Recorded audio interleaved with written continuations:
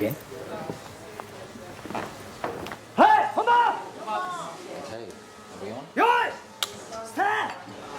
Which you know very well, because that's the basis of the one in your M2, isn't it? There was at one point, yeah. カットカットカットカットカット本当に分かってんなんかとぼけちゃって。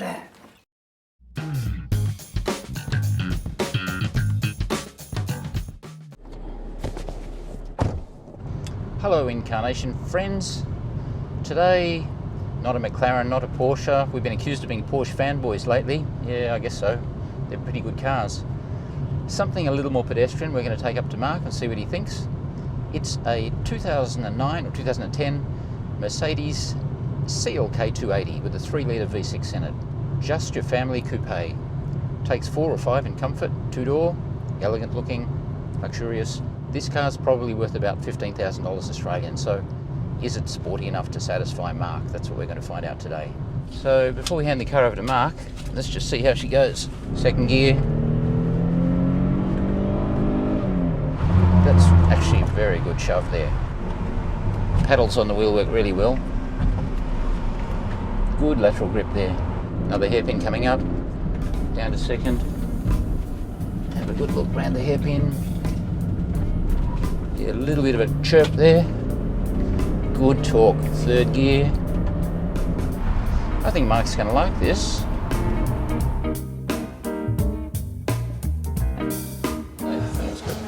Something different today. It's your turn to bring a car. Yeah. What have you got? Mercedes. That one there, the black one. It's got the right amount of doors. 2 doors. Yeah. Yeah, well, we'll see how it goes. I mean, does it have that unmistakable aroma of older Mercedes when you open the door? You will find out. Isn't it funny how all German cars have got a particular smell? If I put you blindfolded into a Porsche, an Audi, a BMW or a Merc. Particularly with Mercedes, so let's find out. Right. Now, because it's Mercedes, I'll mention the safety topic just once. If you're planning on having a massive stack, then this is a great car to be in. 5-star rating, 36 out of 37 NCAP score for occupant safety.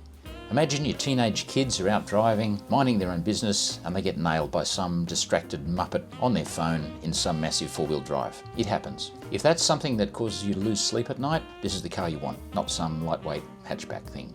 It's really solid and has every possible secondary safety feature you could want. There are airbags for head, side, chest, knees. Okay, enough said, let's move on. I promise not to speak German at all, they can end this clip because you're sick of that. Yeah. A lot of Germans have commented and they're not happy. About my accent? Yeah. They're not. It's not what I say, it's how I say it. Yeah, that's right. Okay. Entschuldigung. Oh, shit. 15 grand, that's the budget. This is what you might get. 11 years old. It's a lot of car, isn't it? It's a 15 grand. Mates, I can't count the number of electric motors in this that drive. Hand you your seatbelt and whenever you park it and turn it off, you go. Let's hope they last and don't all depart at the same time, because the car would be a write-off, wouldn't it? It's made in Germany. No. Made in Osnabrück. Well built, if nothing else. What would this have cost new? So it would have been over 100,000, I would have thought. Oh yeah. And here's the answer on the screen right now, because I have no idea. There you go. This is an up-spec one. This is not a C180, and if you've seen the exhaust tips, it's got AMG pipes on it. So thank you, Brad, for the use of your car today. So Brad's had this since new? Yeah. Is that right? Yep. Wow. Serviced it properly. Okay.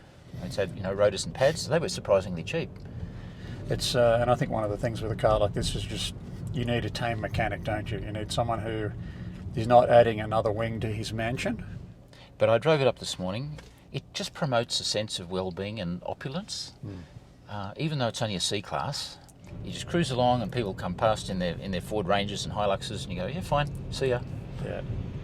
But I couldn't decide about the steering. At times it felt okay, and then other times it didn't feel very precise at all. Yeah, I think you describe it as a little dead. It's not particularly direct. I mean, it doesn't feel like rack and pinion steering, even though we know it is. Yep. It's like they tried to make their rack and pinion drive like the old recirculating ball in the earlier cars. And it actually feels like that.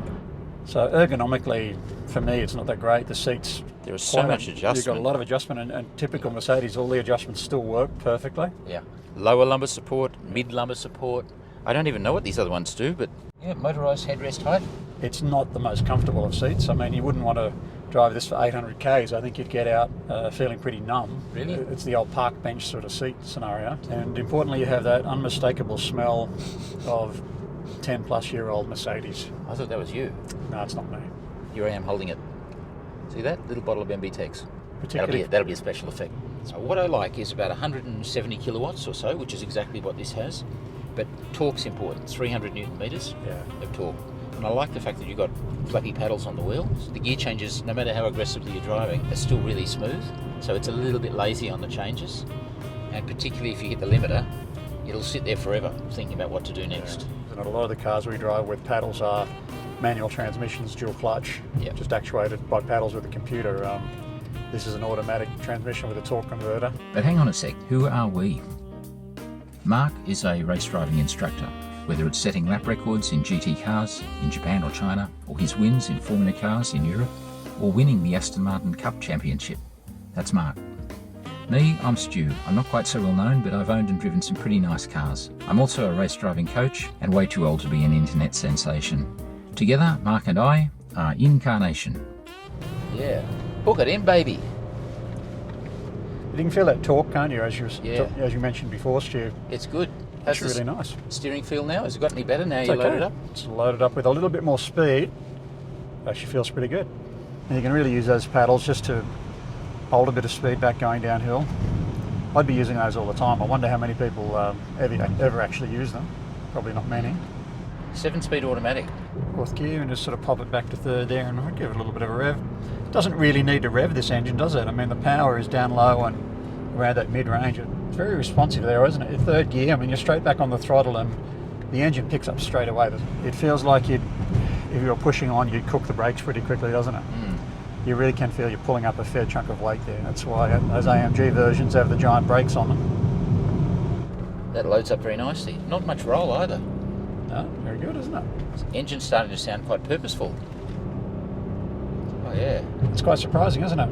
There you go. Actually handles that with a little bit of spirited driving through a couple of corners there. You thought it was just a double bay cruiser.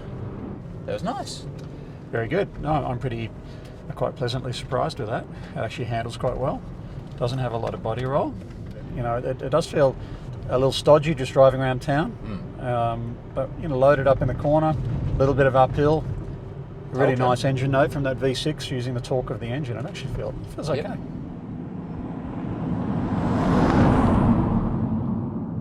You know, I think the car itself's actually pretty nice in many ways, but I said it before, the seats are really uncomfortable. It's not exuding character to me, I'm afraid. It's doing the job. It would look fantastic parked outside the shops in Rose Bay or Double Bay.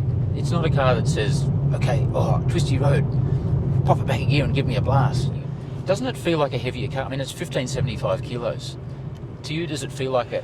Yeah. It's only a compact, it's a C-class. I just find often Mercedes do feel like that. They feel like a heavy car, even sometimes when they aren't. But it is. Yeah.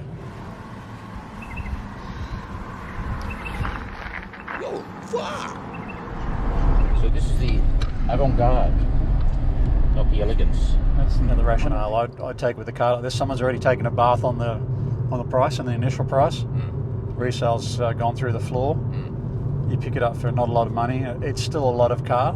As long as it's serviced well and you've got good service records, even better if you know the car or you know who's owned the car. Yep. You're really not going to go wrong, and you're going to have a hell of a car for not a lot of money. I'd rather drive this than the Corolla or the Ford Focus or you know. So, but you've had 7 Series Beamers that were old and stuff like that. So you're obviously a masochist. And touch wood, I've never really had too many problems with them, I have to say. You should buy this for 15 grand and you keep it for 3 years and you sell it for 7, 10, 9. Okay. That's like the rationale.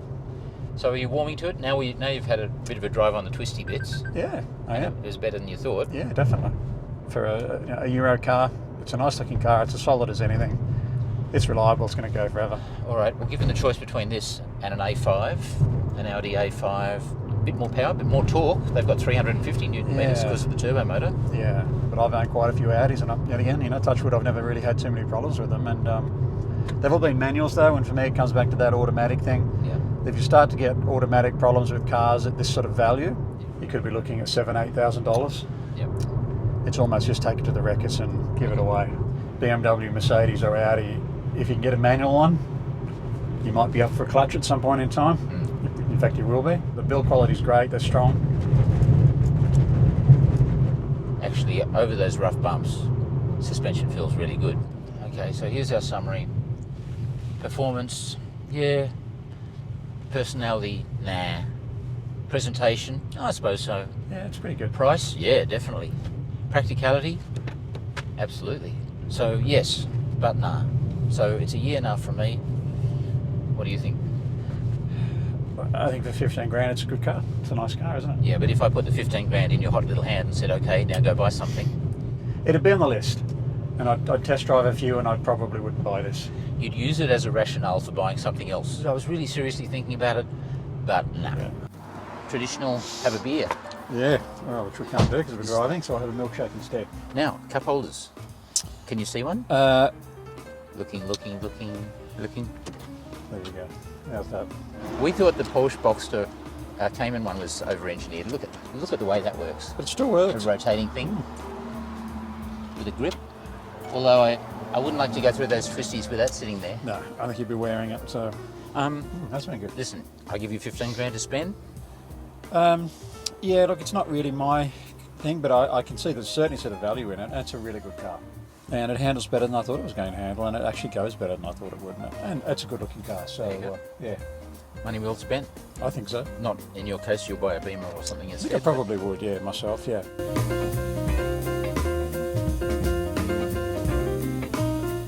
I've been in this car all day now, and I think Mark's wrong about the seats.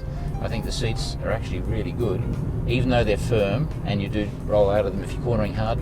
But I think they're the sort of seat you could stay in all day and be quite comfortable, as I am. It's not a car you want to corner hard in. It's a car that just says, no, I'm just going to swan along and be comfortable. Can you see how easy it is?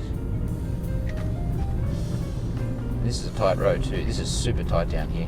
The car handling, yeah, the steering's a bit wooden, but it does the job. These are all super tight corners. You need more than your side of the road to get around. See how the car goes. Up we go. Beautiful. A little bit of traction control cut in there. And you know what? It gets better and better. It's actually a really good car. Super tight road here. Here we go. Woo! Thank you. Look, the motors are great. Heaps of torque. Nice V6. Gearbox is super smooth all day long. You wouldn't want to rebuild one, but gee, it's performed really well. Even in sports mode at full throttle shift, it's still super smooth. You just never feel a gear change, so that's great. Round we go.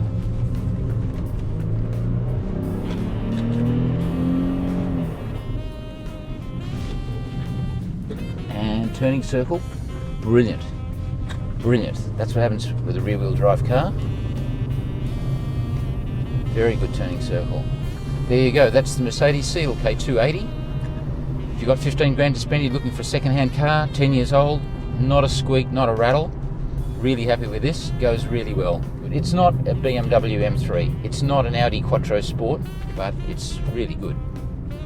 So there you go. Thanks for watching inCARnation today. See you later.